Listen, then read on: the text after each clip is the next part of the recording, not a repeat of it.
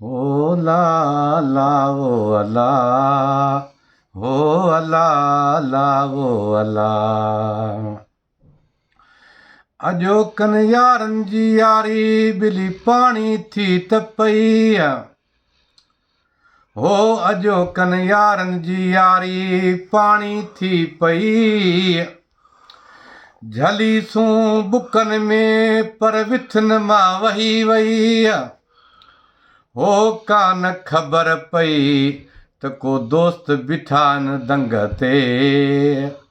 हो अला अला वो अला, वो अला अला वो अला।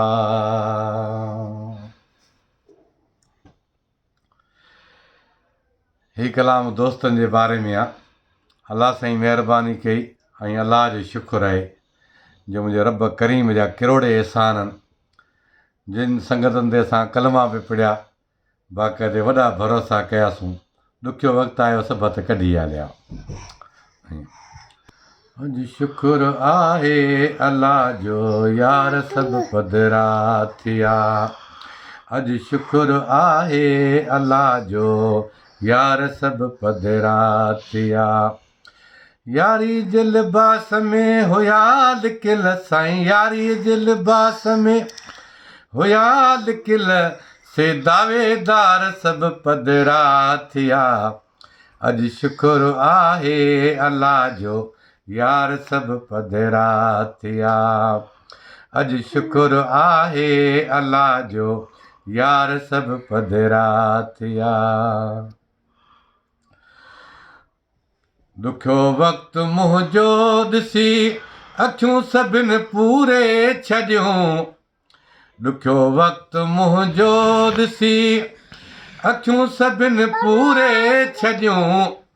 वॾियूं वॾियूं ॻाल्हियूं कंदड़, वॾियूं वॾियूं ॻाल्हियूं कंदड़ दावेदार सभु पधरा थिया। अॼु शुक्र आहे अलाह जो यार सभु पधरा थिया। अॼु शुक्र आहे अलाह जो यार सभु पधरा थिया। हिननि सां यारी ऐसी हली जैसी मुंहुं पे हलाई। हिननि सां यारी ऐसी हली जैसी मुंहुं पे हलाई। जॾहिं हथ ढिरा कयासूं, जॾहिं हथ ढिरा कयासूं, कूड़ा इक़रार सभु पधरा थिया। अॼु शुक्र आहे अलाह जो यार सभु पधरा थिया। अॼु शुक्र आहे अलाह जो यार सभु पधरा थिया। जंहिं बाग़ जो माली थियुसि सो बाग़ हो अकनि जो। जंहिं बाग़ जो माली थियुसि सो बाग़ हो अकनि जो। छांव ॻोल्हियमि त कान लधी साईं, छांव ॻोल्हियमि त कान लधी, थुड़दार सभु पधरा थिया।